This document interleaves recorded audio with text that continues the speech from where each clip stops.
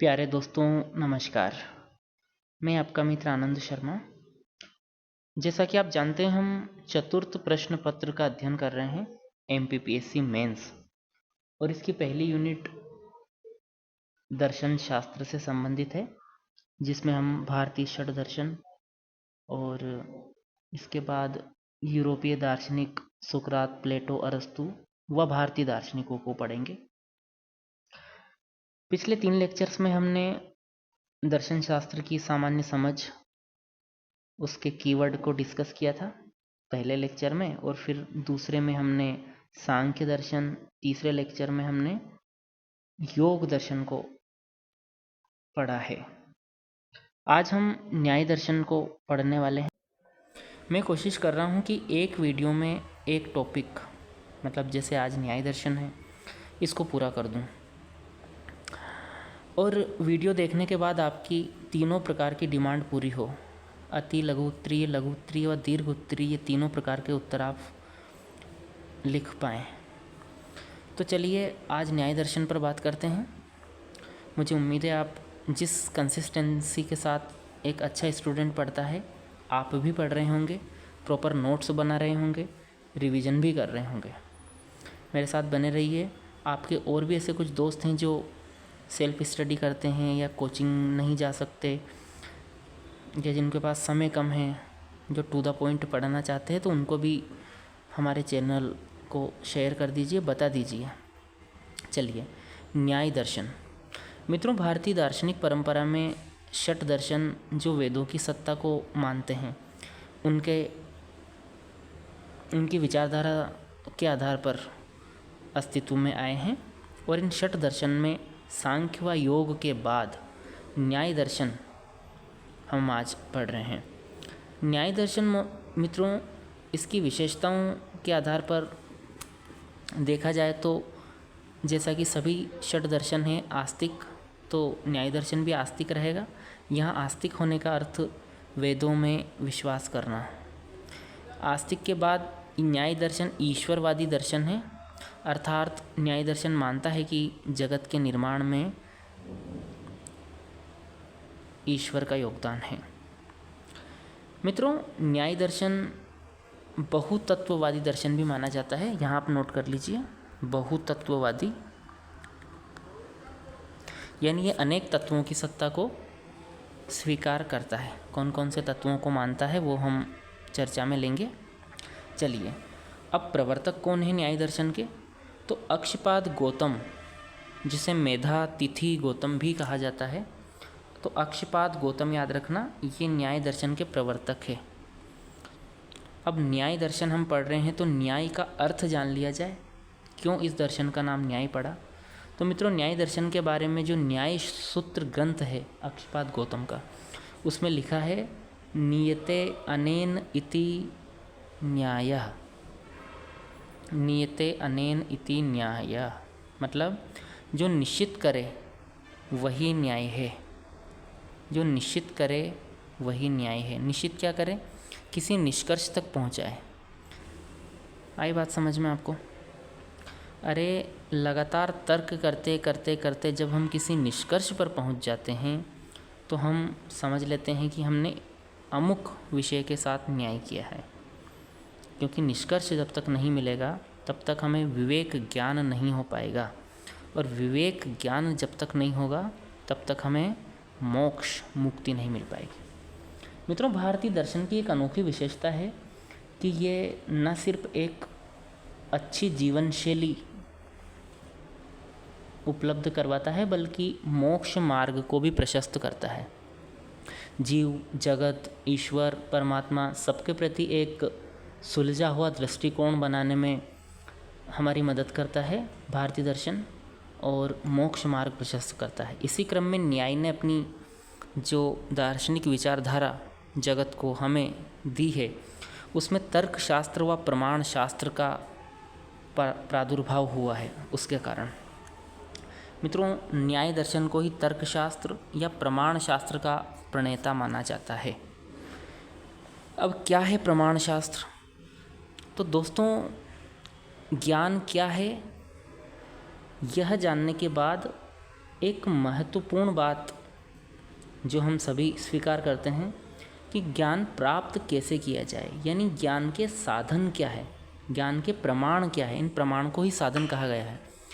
अर्थात आप जो देख पा रहे हैं या आप जिसके बारे में सुनते हैं या आप कोई पुरानी स्मृति के आधार पर किसी तथ्य को बनाते हैं, इनमें से कौन सा ज्ञान का साधन सबसे प्रामाणिक माना जाएगा, कौन सा ज्ञान का साधन कमज़ोर माना जाएगा, इन सभी पर विस्तृत विवेचना न्याय दर्शन द्वारा की गई है। इसीलिए कहा जाता है कि न्याय दर्शन प्रमाण शास्त्र का प्रणेता माना जाता है। यहाँ प्रमाण का मतलब है ज्ञान का साधन, यानी ज्ञान कैसे प्राप्त किया जाए। यानी ज्ञान के विभिन्न साधन हो सकते हैं। जैसे आपको हरियाली का ज्ञान करना है तो आपको किसी गार्डन में जाकर खड़ा कर दिया जाए, वहाँ हरियाली दिखा दो आंखों से, तो आपको ज्ञान हो जाएगा कि हाँ हरियाली, हरितिमा आपने देख ली। तो ये आप किस साधन के माध्यम से आपको हरियाली का ज्ञान मैंने करवाया? आँखों के माध्यम से। आँखें यानी प्रत्यक्ष ज्ञान आपको करवाया। तो ये प्रत्यक्ष भी ज्ञान का एक साधन या प्रमाण हुआ कि नहीं हुआ? बिल्कुल हुआ। तो प्रमाण शास्त्र के प्रणेता के रूप में न्याय दर्शन का महत्वपूर्ण योगदान होता है। चलिए दोस्तों आगे बढ़ते हैं। अब कौन कौन से ग्रंथ है न्याय दर्शन के? तो इसमें आप याद रखना सबसे महत्वपूर्ण ग्रंथ है न्याय सूत्र, सांख्य सूत्र, योग सूत्र, न्याय सूत्र, वैशेषिक सूत्र, मीमांसा सूत्र, वेदांत सूत्र। ये 6 दर्शनों के साथ जब आप सूत्र लगा देते हो तो इनके प्रमुख ग्रंथ बन जाते हैं। इसी प्रकार याद रखना न्याय सूत्र न्याय दर्शन का प्रमुख ग्रंथ है, जिसकी रचना गौतम ने की थी। मित्रों, नव्य न्याय की जो संकल्पना थी वो गंगेश उपाध्याय ने दी थी और इनका ग्रंथ है तत्व चिंतामणि। तो आप ये भी याद रखना तत्व चिंतामणि के रचयिता गंगेश उपाध्याय ने नव्य न्याय की संकल्पना दी है। अब नव्य न्याय क्या? जो पारंपरिक विचारधारा न्याय ग्रंथ न्याय दर्शन की है उसमें कुछ नई चीज़ों को उन्होंने ऐड किया। वर्तमान स्वरूप में उसको जब गंगेश उपाध्याय का समय था उस समय जो अन्य दर्शनों द्वारा प्रश्न उठाए गए थे उनका उन्होंने उत्तर दिया, तो इसे ही नव्य न्याय कहा गया है। चलिए अब उद्देश्य यदि हम इस दर्शन का बताएंगे तो मोक्ष हेतु षोडश पदार्थों को जानना, अर्थात 16 पदार्थों की चर्चा न्याय सिद्धांत न्याय दर्शन करता है। और यदि इन 16 पदार्थों का परिचय हम प्राप्त कर लेते हैं तो ऐसा माना जाता है कि हमें विवेक ज्ञान हो गया है और इस विवेक ज्ञान के द्वारा हम मोक्ष को प्राप्त कर लेंगे, जन्म मरण के चक्र से छूट जाएंगे और हमारी आत्मा मुक्त हो जाएगी। तो ये 16 पदार्थ कौन कौन से हैं?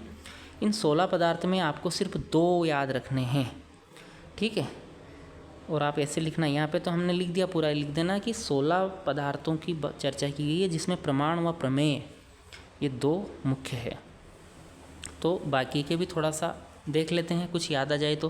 प्रयोजन, सिद्धांत, संशय, दृष्टांत, अवयव, तर्क, निर्णय, वाद, जल्प, वितंडा, हेत्वाभास, छल, जाति, निग्रह स्थान।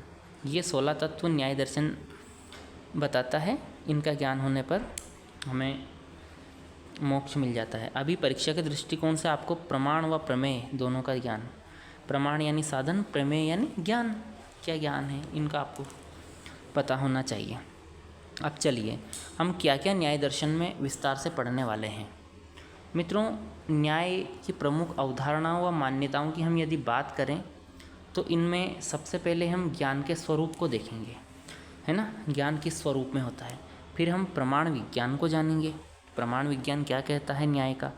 असत्कार्यवाद, सत्कार्यवाद व असत्कार्यवाद मैंने पिछले लेक्चर्स में चर्चा में लिया है, आगे इसको भी देखेंगे। ईश्वर विचार क्या है न्याय का, आत्मा विचार क्या है, व बंधन व मोक्ष की अवधारणा किस प्रकार दी है। तो ये सब हम चर्चा न्याय की प्रमुख अवधारणाओं में करेंगे। चलिए शुरुआत करते हैं। सबसे पहले बात करेंगे ज्ञान की, ज्ञान के स्वरूप की। मित्रों, न्याय दर्शन ये कहते हैं कि ज्ञान वस्तु का प्रकाशक है।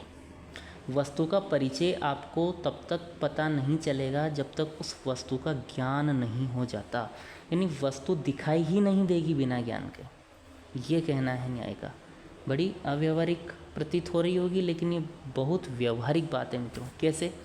जैसे ज्ञान होने का जो साधन हमारे पास है वो क्या है, या तो हम आँखों द्वारा देखते हैं, है ना, या कानों द्वारा सुनते हैं।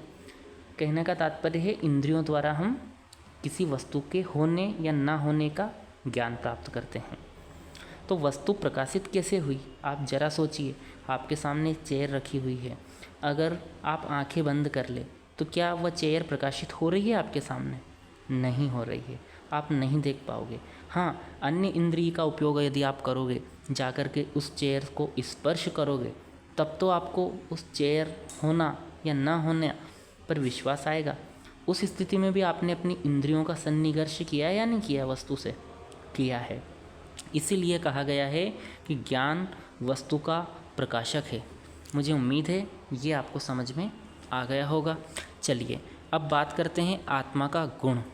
ज्ञान आत्मा का गुण है मित्रों, यानी आत्मा ज्ञानी होती है। आत्मा में सब ज्ञान होता है, लेकिन यह सुषुप्त अवस्था में चली जाती है। ये ज्ञान इसका हिडन हो जाता है।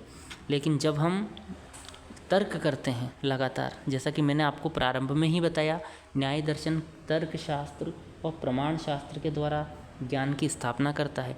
तो जब हम तर्क करते जाते हैं तो हमें कॉन्सेप्ट प्राप्त होता है किसी वस्तु के होने या ना होने का। तो ये कॉन्सेप्ट मिलने के बाद हम कह सकते हैं कि हमें विवेक ज्ञान मिल जाता है। तो ये कहा जाता है कि आत्मा का वो जो गुण है वह बाहर आ गया। कौन सा गुण? ज्ञानी, ज्ञान का गुण। तो ज्ञान क्या है? आत्मा का गुण माना जाता है दोस्तों।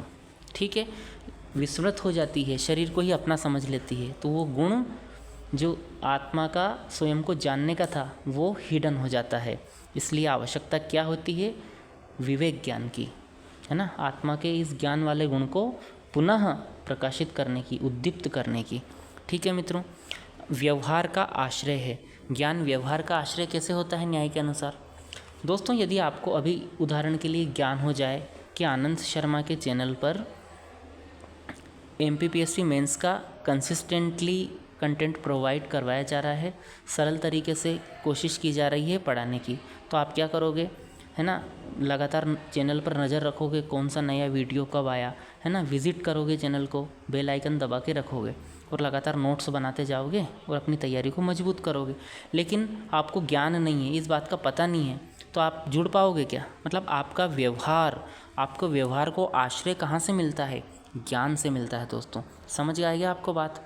चलिए, तो आपको किसी भी वस्तु, किसी विषय वस्तु, व्यक्ति, स्थान, देश, काल, परिस्थिति के बारे में जब ज्ञान होता है तो आपके व्यवहार को दिशा मिलती है, आप उसी अनुसार व्यवहार करते हैं अपना।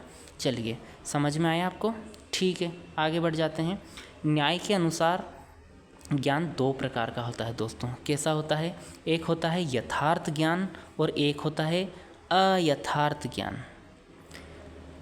अब यथार्थ और अयथार्थ तो आप जानते हैं, जो सत्य ज्ञान है, जो सही ज्ञान है, उसे यथार्थ ज्ञान कहा गया है, और जो मिथ्या ज्ञान है उसे अयथार्थ ज्ञान कहा गया है। उदाहरण थोड़ा देख लें तो समझ में आ जाएगा। जैसे आपको रस्सी टंगी हुई है, आप उजाला है, वहाँ प्रकाश है, आप देख पा रहे हो कि ये रस्सी है, इसे हम कहेंगे यथार्थ ज्ञान। लेकिन वहाँ लाइट नहीं है तो उस रस्सी में ही आपको सर्प की प्रतीति होने लगती है, तो ये ज्ञान क्या कहलाएगा? अयथार्थ ज्ञान। मित्रों, न्याय दर्शन में यथार्थ ज्ञान के लिए प्रमा शब्द मिला है। क्या मिला है? प्रमा। और अयथार्थ ज्ञान के लिए अप्रमा शब्द का प्रयोग किया गया है। ये सब मेंस में आपको लिख कर आना है। अभी समझते जाइए, नोट्स बनाते जाइए। अब प्रमा के क्या क्या भेद हैं मित्रों? प्रमा अर्थात यथार्थ ज्ञान हम समझ चुके हैं, तो यथार्थ ज्ञान के क्या क्या भेद हैं? तो एक तो प्रत्यक्ष होता है, एक अनुमिति होता है जो अनुमान से मिलता है, एक उपमिति ज्ञान होता है जो उपमान से मिलता है, एक शाब्दिक ज्ञान होता है जो शब्द के द्वारा मिलता है। अर्थात न्याय दर्शन ने 4 प्रमाणों को एक्सेप्ट किया है। कितने प्रमाणों को? 4 प्रमाणों को। आप याद रखना, ये बहुत इंपॉर्टेंट है, प्रश्न यहीं से बनेगा, आप लिख के ले लो, बहुत संभावना है। न्याय दर्शन के अनुसार प्रमाण कितने हैं उनको समझाइए, प्रमा के भेद बताइए, पूछेंगे। तो ये प्रत्यक्ष, ये अनुमिति होता है, अनुमिति इसे लिखना। उपमिति अगर प्रमा पूछे तो उपमान से मिलेगी तो उपमिति, शब्द से मिलेगी शाब्दी, अनुमान से मिलेगी अनुमिति, है ना, प्रत्यक्ष से तो प्रत्यक्ष ही मिलेगी। तो ये प्रमा होती है। और ये साधन है चारों, कौन कौन से? प्रत्यक्ष, अनुमान, उपमान व शब्द, ये चारों प्रमा के भेद हो गए हैं। अब चलिए आगे इनको हालांकि हम चर्चा में लेने वाले हैं विस्तार से, क्योंकि न्याय दर्शन तो प्रमाण शास्त्र पर ही तो विशद विवेचना करता है। तो बिना प्रमाण शास्त्र को समझे न्याय दर्शन को समझ पाना अधूरा नहीं रहेगा, बिल्कुल रहेगा। इसलिए हम प्रमाण शास्त्र को यानी चारों प्रमाणों की बहुत अच्छे से आगे चर्चा करने वाले हैं। आप एकाग्र होकर बस सुनते रहिए, सुनते रहिए। अब अप्रमा के भेद क्या क्या है? अप्रमा का अर्थ क्या होता है मेरे मित्रों, बताइए? अप्रमा का अर्थ है अयथार्थ ज्ञान। अभी हमने देखा ना ऊपर, तो अयथार्थ ज्ञान, जैसे आपको कोई संशय हो गया, जैसे आपको कोई भ्रम हो गया, जैसे आपने कोई तर्क किया, वो तर्क सही है या नहीं है ज़रूरी नहीं है, तो ये ज्ञान अप्रमा कहलाता है। जैसे एक इसमें स्मृति को भी ऐड कर लेना दोस्तों, मैं लिखना भूल गया था, आप लिख लीजिए स्मृति। दोस्तों कई बार स्मृति का ज्ञान आवश्यक नहीं है कि सही ज्ञान हो, आपको गलत भी याद रह जाता है, आपकी स्मृति कई बार भूल जाते हो आप, तो उसमें भ्रम इल्यूजन हो जाता है। तो ये अप्रमा के भेद होते हैं। अप्रमा के 3 अंग होते हैं, है ना। भेद तो हमने 4 देख लिए, 3 अंग होते हैं। यानी जो यथार्थ ज्ञान होता है वो हमें तीन माध्यमों से, है ना, 3 अंग होते हैं इनके। जो यथार्थ ज्ञान है 3 अंगों से मिलके बनता है। ये 3 अंग में से कोई भी एक अंग नहीं है तो आपको प्रमा नहीं मिलेगी। कैसे? अब आपको न्याय दर्शन पढ़ना है, तो न्याय दर्शन यहाँ हो जाएगा प्रमेय, यानी जिसे आप जानना चाह रहे हो, मान लो ये हो गया प्रमेय। दूसरा होता है जो न्याय दर्शन जानना चाहता है, जैसे आप न्याय दर्शन पढ़ रहे हो तो आप हो गए प्रमाता। क्या हो गए? प्रमाता। और तीसरा, आप जिस माध्यम से, जिस साधन के द्वारा इस न्याय दर्शन को जानने का प्रयास कर रहे हो वो हो जाएगा प्रमाण यानी साधन। अब आप उदाहरण के लिए मुझे बताइए, इसी उदाहरण में कि आप किस माध्यम से सुन रहे हो? शाब्द ज्ञान सुन रहे हो, शब्द द्वारा, है ना। या प्रत्यक्ष भी कर रहे हो जो लिखा हुआ, लेकिन इसे शाब्द ज्ञान की कैटेगरी में हम लेंगे, क्योंकि यह एक नोट्स है, एक शास्त्र की तरह है। और मैं बोल रहा हूँ, आप ये मान रहे हो कि आनंद भैया हमसे ज़्यादा जानते हैं, मतलब उन्होंने पढ़ लिया है इसको, तो वो हमें समझा देंगे, इसलिए मुझ पर ट्रस्ट करके आप सुन रहे हैं। तो इसका प्रमाण क्या है? शब्द प्रमाण है, जो चौथा प्रमाण है ना, उसका प्रयोग कर रहे हो। तो इसमें क्या क्या होता है? प्रमेय, प्रमाता, प्रमाण। जैसे किसी दृश्य को आप देख रहे हो, आप दृश्य को देखना चाहते हो, तो दृश्य क्या है? प्रमेय होगी। प्रमाता कौन रहेगा? देखने वाला, मतलब दर्शक। और साधन क्या रहेगा? कैसे देखेगा वो? आँखों से। तो इसमें प्रत्यक्ष को हम शामिल कर लेते हैं। तो चलिए ये हो गया प्रत्यक्ष के 3 अंग हो गया। अब न्याय दर्शन के प्रमाणों पर चर्चा करते हैं, और यहाँ डबल IMP आप डाल लीजिए, मेरे बिना कहे ही आप इसको VIMP कर लो। तो कौन कौन से प्रमाण न्याय दर्शन में हैं? तो पहला न्याय दर्शन का प्रमाण है प्रत्यक्ष, दूसरा है अनुमान, तीसरा है उपमान, और चौथा है शब्द प्रमाण। ये चारों मैंने आपको पहले बता दिए थे। अब चलिए एक एक करके विस्तार से इनको समझिए। प्रश्न 4 भी बन सकते हैं। न्याय दर्शन के अनुसार प्रत्यक्ष प्रमाण को समझाइए, 7 नंबर का प्रश्न। न्याय दर्शन के अनुसार अनुमान प्रमाण को समझाइए, उपमान प्रमाण को समझाइए, या शब्द प्रमाण को समझाइए। तो प्रश्न यहाँ से बन सकता है। सावधान रहे, ध्यान से सुने, नोट्स बनाएं। बार बार बीच में क्यों बोलता हूँ? इसीलिए बोलता हूँ कि आप लापरवाही ना करें। जितने भी लोग जुड़ रहे हैं, 5 लोग कंसिस्टेंस, 10 लोग भी हैं हमारे साथ, इनमें से सिलेक्शन होना चाहिए, तब बहुत अच्छा लगेगा। चलो प्रत्यक्ष की बात करते हैं। तो जो प्रत्यक्ष ज्ञान उसे कहते हैं मित्रों, जो संदेह से परे होता है। प्रत्यक्ष प्रमाण से जो ज्ञान प्राप्त होता है संदेह से परे। जैसे आप सामने देख रहे हो, है ना, एक पेड़ के समीप जाकर आप आंखों से देख रहे हो, हाथों से उसको स्पर्श कर रहे हो, तो वो पेड़ है। अब इसमें कोई संदेह नहीं रहेगा कि ये पेड़ नहीं है। किसी अन्य व्यक्ति को जाके दिखाओगे, वो भी कहेगा कि जी हाँ पेड़ है। इसमें कोई विवाद नहीं रहेगा। रहेगा क्या? तो ना तो कोई संदेह रहेगा, ना ही कोई विवाद रहेगा। मित्रों, अन्य प्रमाण प्रत्यक्ष पर आश्रित होते हैं, ये बहुत महत्वपूर्ण बात है। प्रत्यक्ष के आधार पर ही तो हम अनुमान लगाते हैं। जैसे आपने एक बार देख लिया कि आग जहाँ लगती है वहाँ धुआं उठता है, तो अनुमान प्रमाण कैसे बनेगा फिर? प्रत्यक्ष से पर निर्भर है या नहीं है? अब अगली बार आपको कहीं अगर धुआं उठता दिख रहा है दूर से, बहुत दूर से, तो आप क्या अनुमान लगाओगे यार आग लगी होगी वहाँ पर। तो जो अनुमान प्रमाण है वो प्रत्यक्ष पर निर्भर हुआ कि नहीं हुआ? तो अन्य प्रमाण प्रत्यक्ष पर निर्भर होते हैं। शब्द भी ऐसे ही होता है। अभी मैं बोल क्या रहा हूँ, जो मैंने देखा है। मान लीजिए प्रीवियस ईयर क्वेश्चन पेपर को मैंने बहुत अच्छे से देखा है, मैंने खुद मेंस एग्ज़ाम वगैरह दे रखी है, तो मुझे मालूम है कि किस प्रकार से प्रश्न पूछे जाते हैं, कितना कंटेंट पढ़ना ज़रूरी होता है। तो मैं ये बात यदि आप लोगों को बताता हूँ तो ये कौन सा प्रमाण हुआ ज्ञान का? आप तक ज्ञान पहुँचा कि नहीं पहुँचा? और ये ज्ञान किस माध्यम से पहुँचा? शब्द प्रमाण के माध्यम से पहुँचा। ठीक है दोस्तों, ओके, आपको समझ में। तो ये जो शब्द प्रमाण है ये प्रत्यक्ष पर निर्भर है या नहीं? डिपेंड है। क्यों है? क्योंकि मैंने पहले प्रत्यक्ष किया, उसके बाद ही मैंने शब्द को चेंज किया। इसी प्रकार उपमान होता है दोस्तों, ये भी शब्द पे कैसे निर्भर होता है मैं आपको बताता हूँ। उपमान उपमा से बना है। आप जानते हैं उपमा अलंकार आपने पढ़ा होगा, चंद्र सा मुख है, मुख की तुलना चंद्र से करते हैं। तो हमने मुख को भी देखा और चंद्र को भी देखा, उसका ज्ञान किया कि चंद्र चमकता है, मुख भी ऐसे उज्ज्वल है, तो दोनों की तुलना की कि नहीं की? इसी प्रकार उपमान में हम तुलना करके अप्रस्तुत की उपमा देकर प्रस्तुत की व्याख्या करते हैं। जैसे मान लीजिए आपने गाय तो देखी होगी घर पर गाय देखी है। अब आप कभी जंगल जाते हैं और आपको नील गाय नज़र आती है, वो आपने उससे पहले कभी नहीं देखी थी, लेकिन नील गाय का कलर नीला है, दिखने में गाय जैसा ही है, अर्थात उसकी हाइट, 4 पैर, पूँछ है ना, उसका मुख गाय के सदृश्य है। यहाँ सादृश्यता के कारण उपमान आता है, गाय के सदृश्य है। तो वो जानवर, पर वो गाय नहीं है, गाय से भिन्न जरूर है, लेकिन आप क्या बोल दोगे, यार ये गाय जैसा ही कुछ है, तो उसका नाम या तो नील गाय कर दोगे, है ना, जो भी अभी नील गाय किया है। तो ये उपमान प्रमाण पे आया, यानी आपने गाय जैसे ही कुछ देखा तो आप उसको उपमान, तो ये भी प्रत्यक्ष पर आधारित रहेगा या नहीं रहेगा? बिल्कुल रहेगा। चलिए आगे बढ़ते हैं।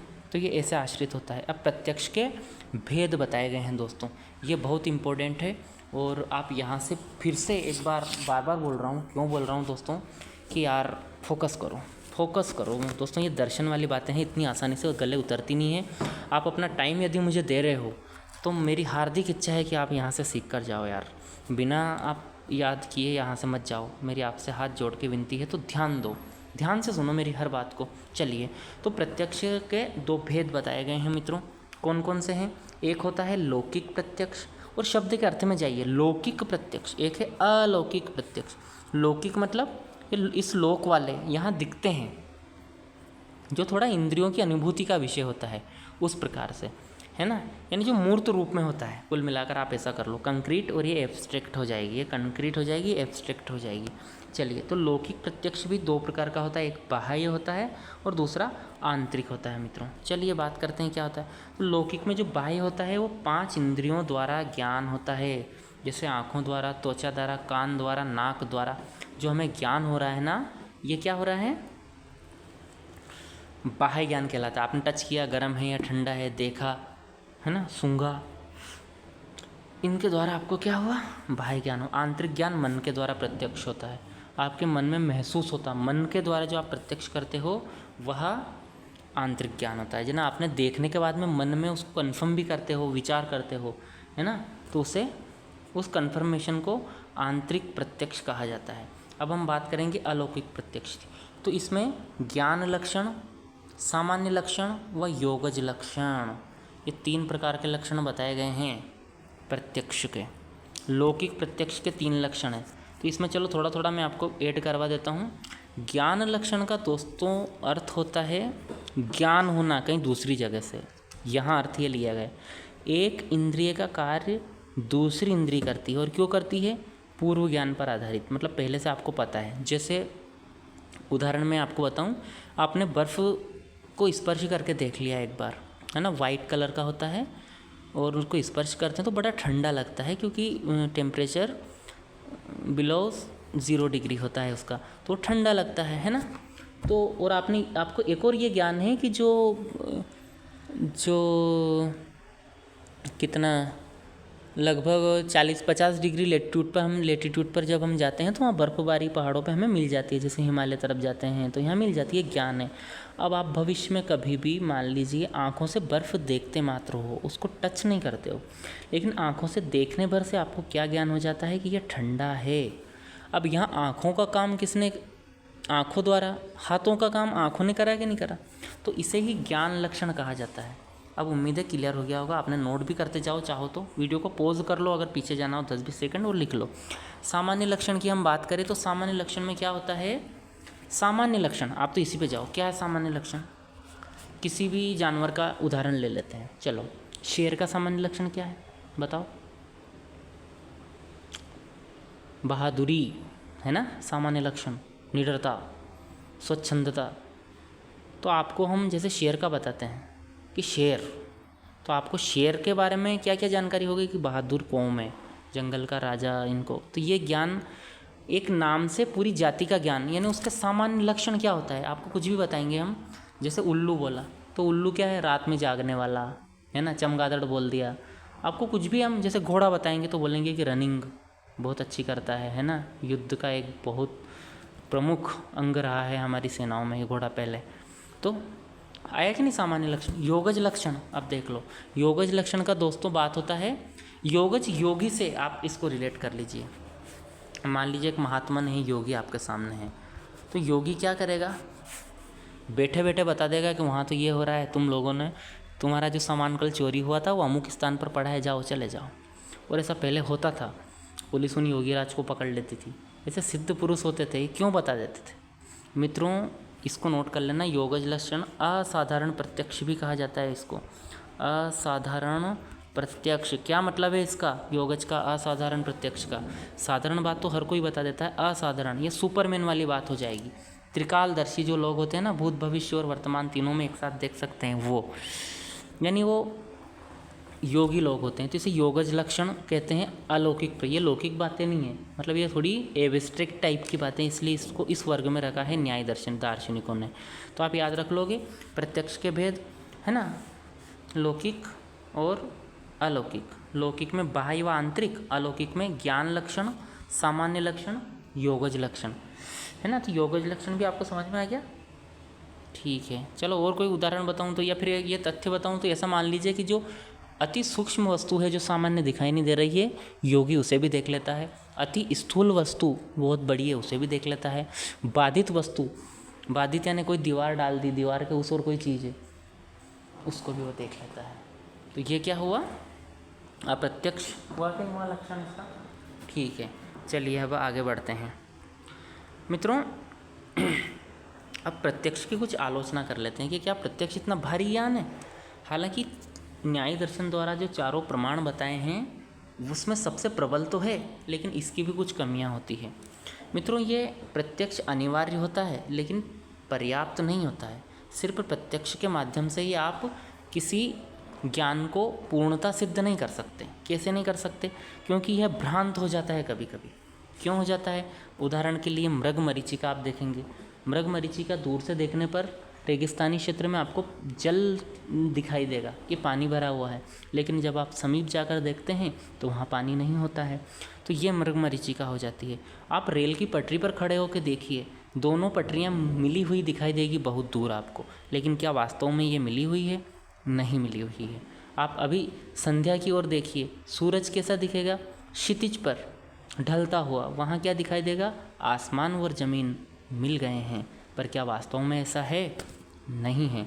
तो ये प्रत्यक्ष कभी कभी भ्रांत हो जाता है। और भ्रांत क्यों हो जाते हैं दोस्तों? तो तीसरी लाइन इसमें लिख देना, ज्ञान इंद्रियां हमारी लिमिटेड कैपेसिटी वाली होती है, उनकी सीमाएं होती है। तो ये प्रत्यक्ष की आलोचना कर देना, आराम से कर दोगे, बिल्कुल शाबाश। अब प्रत्यक्ष के चरण में आपको बता देता हूँ, यहाँ 3 डाल लीजिए, निर्विकल्प, सविकल्प और प्रत्यभिज्ञ। ज्ञान नहीं लिखना, ज्ञान लिख गया लिखना भूल जाता हूँ मैं। चलिए जल्दबाजी में हो जाता है, बहुत काम रहता है।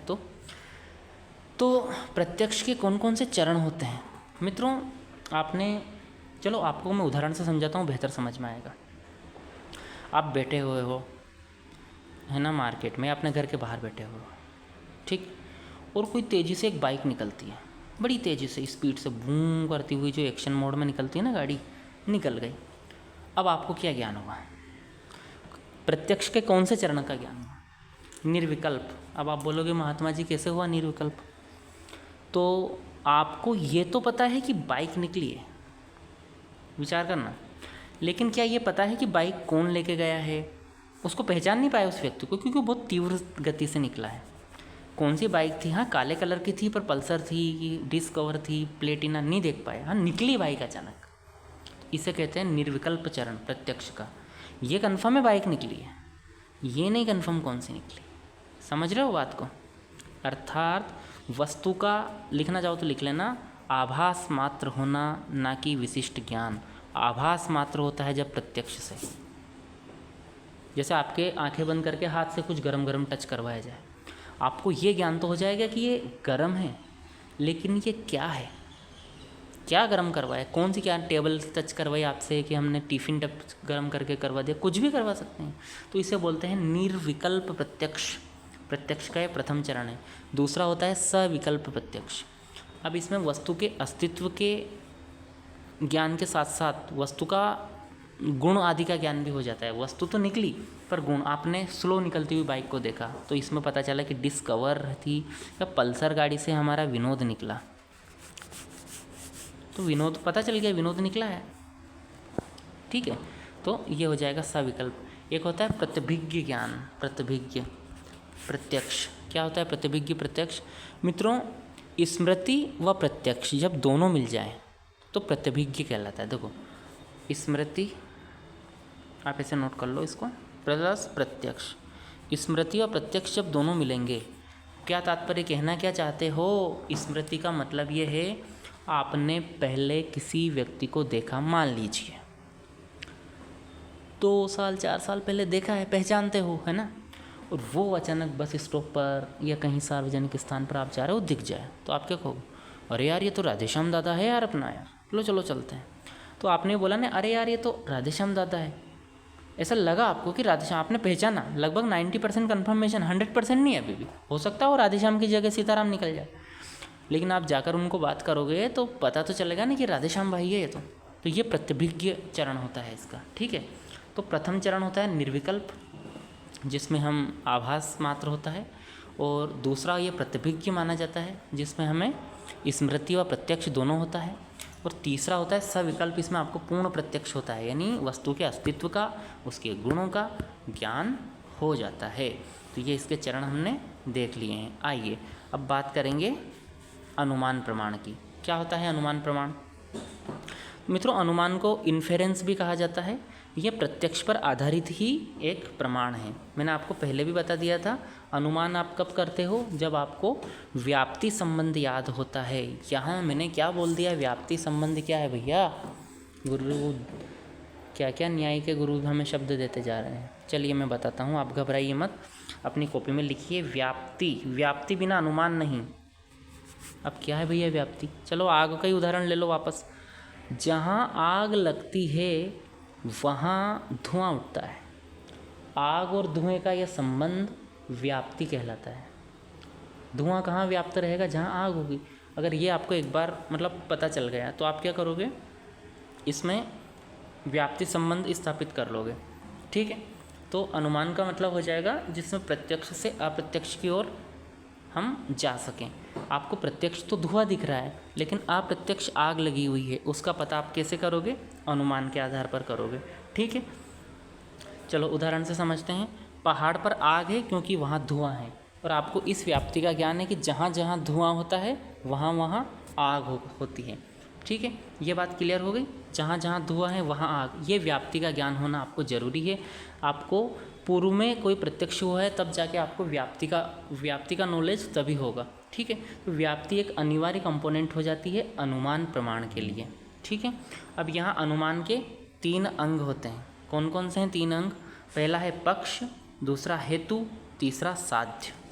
बहुत सरल है, शब्दों पर मत जाइए, शब्द तो उलझाएंगे। उदाहरण से समझिए दोस्तों। उदाहरण लेते हैं कि किसी पहाड़ पर आग लगी है। अब लगी क्या है? आग। हम ज्ञान किसका कर रहे हैं? आग का। तो आग को साध्य कहते हैं। साध्य मतलब लक्ष्य, जिसे साधा जाए, यानी हम आग को साध रहे हैं, आग का अनुमान कर रहे हैं। अब इसके लिए हेतु मतलब माध्यम, समझ रहे हो ना? कोई कठिन शब्द नहीं है। माध्यम क्या ले रहे हैं? आपने पहाड़ पर आग को कैसे सत्यापित किया? क्या माध्यम लिया? धुएं के द्वारा। ठीक है। पक्ष क्या है, यानी आग है कहाँ, कहाँ पर, किस पक्ष पर, पर्वत पर। तो ये तीनों अंग है अनुमान के। क्या क्या है, पक्ष, हेतु, साध्य। पक्ष, हेतु, साध्य।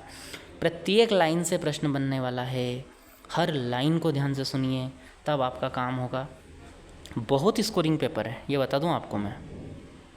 अनुमान की आलोचना कर लेते हैं। यह संशय से रहित नहीं है, मतलब डाउट इसमें भी है। कैसे है, जैसे मान लीजिए किसी इंसान को ज्ञान ही नहीं है कि जहाँ आग लगती वहाँ धुआं है, तो वो उसके थोड़ी पता चलेगा, वहाँ उसे भी संशय हो जाएगा, पता नहीं क्या है। दूसरा है अहेतु को हेतु समझ लेना। हो सकता है वहाँ कोई दूसरा गुबार हो, अन्य तरफ का आग वाला धुआं ना हो करके कुछ गुबार हो आर्टिफिशियल, और आपने आग समझ ली, तो हेत्वाभास दोष बोलते हैं इसे। अहेतु को हेतु समझ लेना। आई बात समझ में? तो ये इसकी आलोचना हो सकती है। तीसरी इसमें आलोचना एक और लिख लो आप, कि व्याप्ति का ज्ञान होना बहुत ज़रूरी है। इसमें लिख लो, क्या लिखोगे, व्याप्ति का ज्ञान होना आवश्यक है। लिख लो, या लिख लो, व्याप्ति का ज्ञान आवश्यक है। जिसे व्याप्ति का ज्ञान नहीं है वो कैसे बताएगा? नहीं बताएगा। जैसे तार में लाइट करंट फ्लो हो रहा है, जिसे ये पता ही नहीं है कि करंट फ्लो होता है तो करंट लगता है हाथ लगाने पर, तो वो कैसे बताएगा बिजली है? हालांकि ये चेक करने का नतीजा घातक हो सकता है, ऐसे करना मत कभी। आप तार को छूओगे, झटका लगेगा, पता चल जाएगा कि करंट फ्लो हो रहा है, अदरवाइज़ नहीं हो रहा है ना। उदाहरण थोड़ा क्रिटिकल बता दिया मैंने। उपमान की बात करते हैं। चलो, उपमान एनालॉजी सुना होगा पहले, बस समझा भी दिया था स्टार्टिंग में। सादृश्यता के कारण एक के ज्ञान को दूसरे का ज्ञान बना लेना, मतलब समान यदि दिख रहा है, जैसे चंद्रमा के समान मुख। जैसे आचार्य शंकर ने ब्रह्म सिद्धांत को मकड़ी के जाले के माध्यम से बताया है। जैसे मकड़ी अपने शरीर के अंदर से ही सारे ट्रैप को बनाती है, निकालती है, ऐसे ब्रह्म ने ही अपने अंदर से संपूर्ण जगत का निर्माण किया है। ब्रह्म सत्यम जगत मिथ्या। तो आचार्य शंकर ने ये उदाहरण लिया था, उपमान का प्रमाण का उदाहरण है ये। तो प्रस्तुत को अप्रस्तुत के माध्यम से समझाना क्या कहलाता है? उपमान प्रमाण कहलाता है। ठीक है मित्रों, ओके। अब उदाहरण के माध्यम से समझाना एक उपमान प्रमाण होता है किसी भी इसको। जैसे मैं अभी उपमान प्रमाण दे देगा आपको समझा रहा हूँ। प्लेटो ने प्रत्यक्ष प्रत्यय को थाली में प्रतिबिंब बताया था। जब हम प्लेटो पढ़ेंगे विस्तार से मैं आपको बताऊंगा, पर उन्होंने बता दिया था उपमान को। चलो, अब उपमान की आलोचना कैसे करेंगे? तो उपमान में भी संशय होता है कि नहीं होता है? अब क्या चंद्रमा पूरा मुँह जैसा है क्या? बिल्कुल नहीं है, कोरी कवि की कल्पनाएँ हैं, यह प्रत्यक्ष भी नहीं है। चंद्रमा की सतह पर तो आप जाकर आए हो क्या? चंद्रयान 3 को लैंड किया है, वो बड़ी मुश्किल से, वो भी अनुमान की तरह। ये विवादित है नहीं है? बिल्कुल विवादित है। वहाँ व्याप्ति का ज्ञान आवश्यक है, व्याप्ति का अधूरा ज्ञान खतरनाक हो सकता है, ऐसे यहाँ उपमान का भी अधूरा ज्ञान खतरनाक हो सकता है। आपको क्या पता कितनी खुरदरी चंद्रमा की सतह है? क्यों बेवजह आप मुख की तुलना चंद्रमा से? मुख तो बहुत बेहतर होता है चंद्रमा से, है ना। तो चलिए, प्रमाण, शब्द प्रमाण।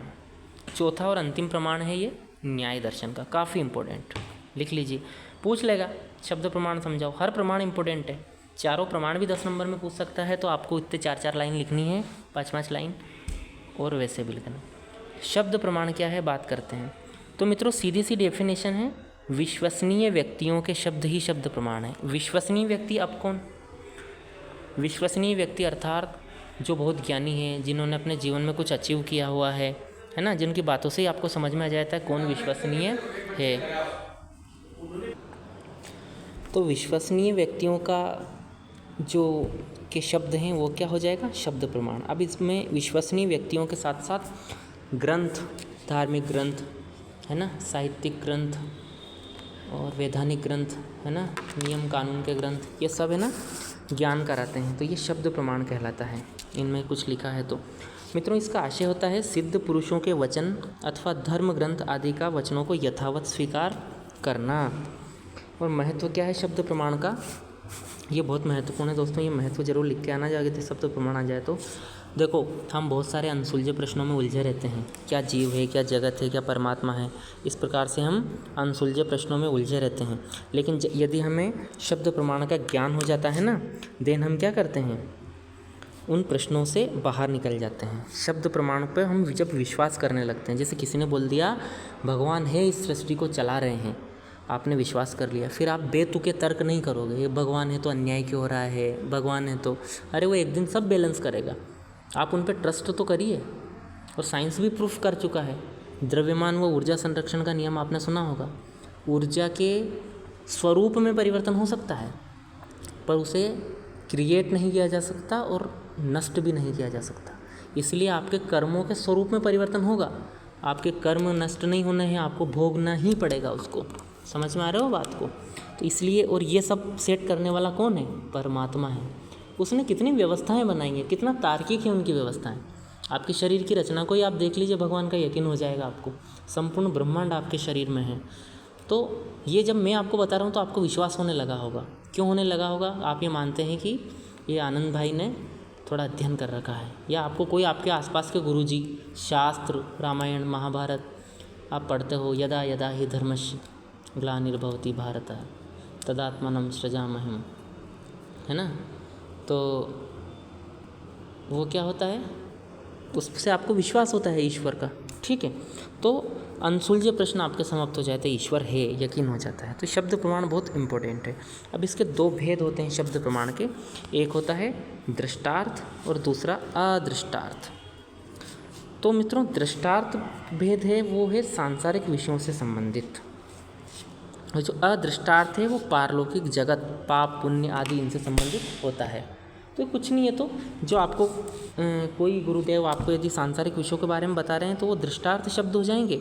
अदृष्टार्थ आपको जो दिखाई नहीं दे रहा है उसके बारे में कोई बता रहा है, जगत जीव, ये हो जाएगा। अब शब्द प्रमाण की क्या क्या आलोचना हो सकती है, चलिए देखते हैं। तो ये बुद्धिवाद का विरोध करते हैं। कैसे करते हैं? बुद्धि क्या करती है? सब कुछ सत्यापित करती है। हम तो जब तक नहीं देखेंगे नहीं मानेंगे। भगवान को आपने देखा क्या? हम क्यों माने? तो ये शब्द प्रमाण और बुद्धि प्रमाण थोड़े अपोजिट होते हैं, तो इस पर क्या आलोचना हो जाती है। दूसरा क्या है? व्याख्या करो द्वारा पथभ्रष्ट किया जाना। कुछ व्याख्याकार अपने पर्सनल हित के कारण, है ना, पथभ्रष्ट कर देते हैं लोगों को, गलत रास्ता, है ना। बहुत सारे ऐसे हैं जिनके लाख लाख लोग जो यूट्यूब पर जुड़े हुए हैं और गलत, लगातार गलत, उनको शर्म तक नहीं आ रही है। अपनी रोटियां सेकने के लिए स्टूडेंट को इतना बहुत बहुत पीड़ा होती है देख करके। कुछ तो भी बस ये वीडियो देख लिया तो निकल जाएगी पोस्ट, एक पोस्ट आपकी पक्की। इस बार भर्ती में पोस्ट आ रही है, आप इस बार ये नहीं किया तो बस ये 3 चीज़ें कर लो, पीएससी क्लियर हो जाएगी। ये आज की क्लास देख लो, हो जाएगी। हमारे यहाँ जुड़ जाओ, ये कार्यक्रम, वो कार्यक्रम, मेंटोर फेंटोर दुनिया भर का चल रहा है। पर अब जब आप आपका विवेक ज्ञान नहीं लगाओगे, कैसे प्रक्रिया हो रही है परीक्षा की, पिछले ईयर के प्रश्न पत्र देखो ना यार उठाकर, और हो आपका दम 3 घंटे में लिखो उसको, सामने आ जाएगी आपकी कमजोरियाँ। तुरंत आप खुद ही परीक्षण करो ना, आप क्यों दूसरों से पूछने जा रहे हो? सिलेबस को उठा के देखो ना यार, आपके सिलेबस, आपकी किताबें जो आज तक आपने पढ़ी ग्रेजुएशन तक, उनको उनसे मैच करो। क्या क्या हमारा पहले से पढ़ा हुआ है, उनको क्या नहीं पढ़ा है, उनको कहाँ से पढ़ें, उसको निकालो और उससे संबंधित प्रश्न क्या आप बना पा रहे हो वो देखो ना। क्या कोई कठिन चीज़ ही नहीं है। आप कहे के लिए भ्रमित करने वाले लोगों के साथ जुड़े हुए हो। तो ये व्याख्याकार जो पथभ्रष्ट करते हैं ना, ये शब्द प्रमाण को बदनाम कर रहे हैं दोस्तों, ये भी आप लिख देना। तीसरा है समय अनुसार परिवर्तन नहीं होता। जैसे आज मैंने कोई शब्द बोल दिया, मान लो कि 11 मार्कर 10 मार्कर, तो ये चेंज अभी नहीं होगा। इसको मैं लिख कर अगर कहीं चला गया तो यही रहेगा। समय के अनुसार इसको अद्यतन करने की आवश्यकता होती है। आप ऐसे लिखेंगे सही रहोगे, समय अनुसार अद्यतन की आवश्यकता होती है ना। क्योंकि अब न्याय के बाद नव्य न्याय आया, वेदांत के बाद नव्य वेदांती लोग आए जिन्होंने साइंटिफिक अप्रोच को शामिल किया वेदांत दर्शन में, तो आता है ना समय अनुसार परिवर्तन, ये होता है। तो इतना आपको क्लियर हो गया। अब हम बात करेंगे न्याय में असत कार्यवाद की। यह एक कार्य कारण सिद्धांत है न्याय का। क्या होता है असत कार्यवाद? न्याय दर्शन कार्य कारण सिद्धांत असत कार्यवाद कहलाता है। असत कार्यवाद का अर्थ है कार्य कारण में सत नहीं है। ठीक है, मतलब कार्य पूर्णता नवीन उत्पत्ति है, वह कारण में नहीं है, ये कहना चाहता है। कार्य की सत्ता उत्पत्ति से पूर्व कारण में विद्यमान नहीं होती, कार्य नवीन आरंभ होता है। पहले भी मैं आपको समझा चुका हूँ कि असत कार्यवाद है। सत कार्यवाद क्या कहता है? इसके विपरीत ये कार्य कारण में ही निहित होता है। मित्रों, यह सिद्धांत सांख्य के सत्कार्यवाद की तार्किक खंडन करता है, उसका खंडन करता है। क्या खंडन करता है? बताता है कि हम बताते हैं दूध और दही का संबंध लेते हैं। दही जम गया, दही अलग से जमा है, उसे दूध ने नहीं जमाया है। जब तक दही का नाम अलग है, दही का स्वाद अलग है, तो ये दूध क्यों? पर हम तो जानते हैं ना वो दूध से बना है, दूध में है ना कहीं दही, अव्यक्त रूप में है, ये चीज़ हम मानते हैं। लेकिन न्याय ऐसा नहीं मानता। न्याय ऐसा कहता है दही नवीन अभिव्यक्ति है, वो दूध में नहीं है, दूध एक अलग है, दही एक अलग है। तो क्या बात है, चलिए आप सोचिए क्या आपको सही लगता है। तो ये तार्किक खंडन करता है। विशेष बात यह है कि यह सिद्धांत जगत के निमित्त कारण की स्थापना पर बल देता है, जो ईश्वर है। हाँ, ये जरूर हो सकता है इसमें कि ईश्वर की स्थापना पर, जैसे सांख्य दर्शन क्या करता है, वो कहता है कि जगत का निर्माण प्रकृति से हुआ है और पुरुष से हुआ है। तो प्रकृति और पुरुष दोनों मिलकर के जगत कैसे बना देंगे? पुरुष अलग है, प्रकृति अलग है, किसने मिलाया इनको? कौन इतने सुंदर संसार की रचना, कितना सुंदर संसार है आप सोचिए। सुबह से शाम तक आप अपनी नियमित दिनचर्या को जब फॉलो करते हैं, बहुत सेटिस्फेक्शन मिलता है शाम को सोते समय। कितनी ब्यूटीफुल आप अपनी ड्यूटीज़ अगर टाइम पे परफॉर्म कर रहे हैं ना, तो बहुत ही संतोष मिलता है। कितना सुंदर संसार है। तो ये सुंदरता किसने दी? ये ईश्वर ने दी है। ठीक है मित्रों, तो ईश्वर कहीं ना कहीं है, ये बताता है न्याय। तर्क यह है कि कार्य कारण के आकार व नामकरण में अंतर होता है। कार्य को हम कहते हैं बन गया, और गुणों की भिन्नता भी होती है। बोलते नहीं हम कि तेल बन गया, तेल निकाल लिया, तो तिल में तो था वो, बोलते नहीं तेल अलग है तिल अलग है, ये बात करता है वो, गुणों में भिन्नता है। तो ये सब तर्कों के माध्यम से वो सत्कार्यवाद का खंडन करता है। यानी न्याय कहता है कि कार्य कारण में नहीं था मेरे भैया, कार्य अलग है, कारण अलग है। ठीक है, अब आत्मा के प्रकार क्या बताता है न्याय? जीवात्मा और परमात्मा, आप जानते ही हो जीवात्मा अनेक है, वस्तु बहुतत्ववादी दर्शन है, तो बताएगा इसे बहुत सारी जीवात्मा है। आत्मा को न्याय शरीर से भिन्न बताता है, जो सभी दर्शन बताते हैं अधिकांश, है ना। कर्म नियम से संचालित होती है आत्मा, ये बहुत इंपॉर्टेंट बात है। हमारे दर्शन की यही सबसे अच्छी विशेषता लगती है मुझे। कर्मवाद को सभी ने माना है लगभग, ठीक, चार वाक वार वाक को हटा दो तो कर्म नियम कभी पीछा नहीं छोड़ेंगे। तो आत्मा किससे संचालित हुई? कर्म से। आप कहोगे कि यार आत्मा को कैसे कर्म, वो तो शरीर से निकलने के बाद भिन्न हो जाती है। नहीं, कर्म नियम उसके साथ चलते हैं। मृत्यु के बाद भी यदि कर्म शेष है, चाहे वो अच्छे हो या बुरे हो, आपको भोगने के लिए नया शरीर लेना पड़ेगा। आपके बुरे कर्म हैं, आपका जो मानव शरीर पंच तत्वों में विलीन हुआ, आपकी आत्मा नया शरीर ग्रहण करेगी। क्यों करेगी? कर्म नियम के कारण। सूअर बन जाओगे, कुत्ता बन जाओगे, 84 लाख योनियाँ होती है, क्या उनमें आत्मा नहीं है? क्या उनमें चेतना नहीं है? आप जाइए पोल्ट्री फार्म जाकर मुर्गों को देखिए, है ना, वो भी अपनी मौत को सामने देख करके कहराते रहते हैं। वो चाहते हैं कि हमें ना मारा जाए। क्यों चाहते हैं भैया? क्या उनको जीव नहीं है? उनमें जीवात्मा नहीं है क्या? निश्चित रूप से है। वो उनके कर्मों का परिणाम है कहीं ना कहीं, और इस पर जो लोग विश्वास करते हैं वो करते हैं। चेतना आत्मा का आगंतुक गुण होती है। हाँ, न्याय यहाँ चेतना का मूलभूत गुण चेतना का नहीं मानता है, आत्मा का, मतलब आत्मा का मौलिक गुण नहीं है चेतना। जब तक शरीर में नहीं जाए तब तक चैतन्यता नहीं आती है उसकी। आत्मा का अस्तित्व जरूर रहता है, वो सत्य जरूर है, लेकिन जब वो शरीर के कांटेक्ट में आएगी, शरीर ग्रहण करेगी अपने कर्म नियम के कारण, तब वो चैतन्य, तब आप हाथ पैर हिला पाओगे। स्वयं आत्मा आपको कभी धक्का नहीं दे सकती। कोई व्यक्ति मर गया तो उसकी आत्मा निकल कर आपको कभी ऐसे नहीं कर सकती, हिट नहीं कर सकती, गाल चांटा नहीं मार सकती, क्योंकि वो खुद में चैतन्य नहीं है। एग्जिस्ट तो करती है, चैतन्य नहीं है।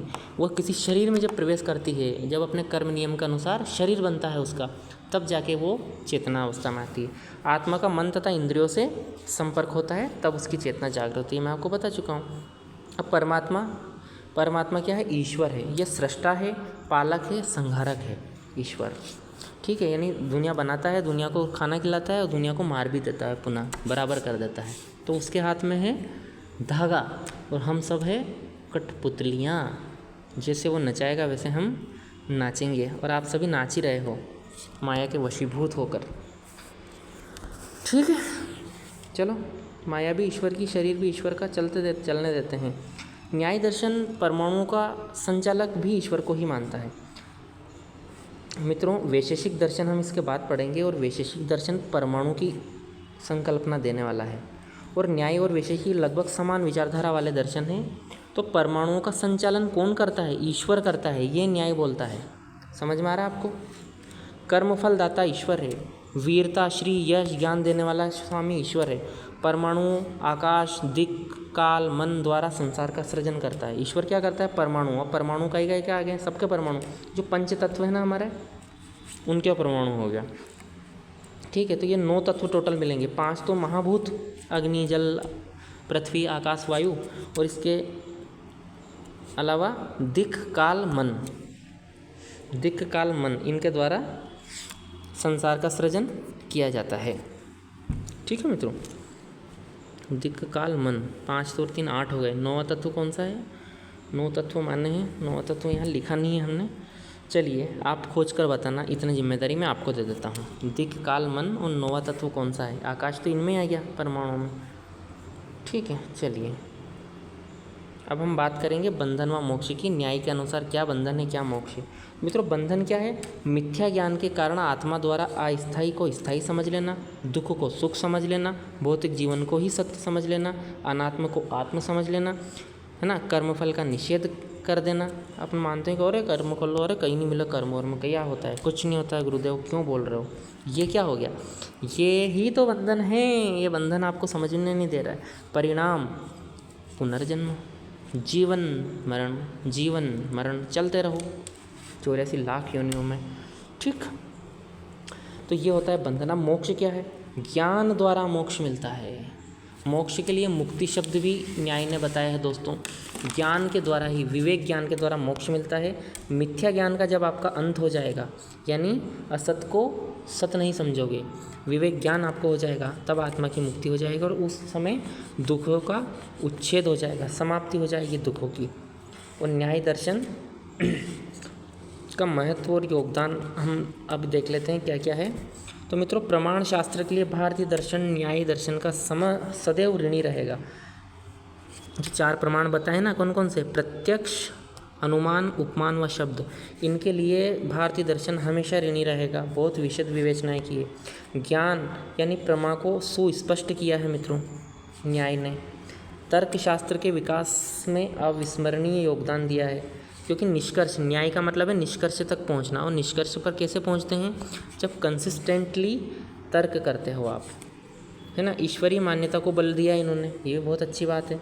कर्मफल के सिद्धांत को प्रबल बनाया, ये भी बहुत अच्छी बात है। तो ये सब अच्छी बातें याद रखना न्याय दर्शन के महत्व में। ठीक है, अन्य तथ्य मैं आपको थोड़ा न्याय दर्शन से संबंधित बता देता हूँ, क्योंकि षड दर्शन प्रीलिम्स में भी है। प्रतिपादक है अक्षपाद गौतम। अन्य दार्शनिक में वात्स्यायन, जयंत भट्ट, उद्योतकर, उदयनाचार्य, ये चारों आचार्यों का नाम भी याद रखना, है ना। ठीक है, और तत्व चिंतामणि गंगेश उपाध्याय की है ही सही, नव्य न्यायी आपने देख लिया, उनको भी याद रखना।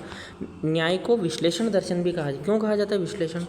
वही, अब तर्क करते जाओगे, विश्लेषण करते जाओगे, इसलिए तो कहते हैं। ठीक है ना। इसमें सत्य तक पहुंचते हैं विश्लेषण द्वारा, इसलिए न्याय दर्शन को विश्लेषण दर्शन भी कहा जाता है।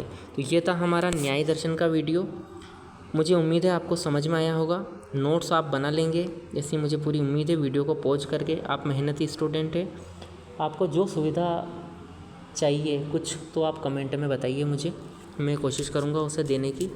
मुख्य परीक्षा प्री, हम धीरे धीरे करके अब हमारा कंटेंट लगातार बढ़ाते जा रहे हैं, और जो मैं यहाँ से पढ़ा रहा हूँ आप यहाँ से कर लीजिए, अपने लेवल पर पढ़ाई जारी रखिए। एक दिन ज़रूर सफलता मिलेगी कंसिस्टेंट होकर।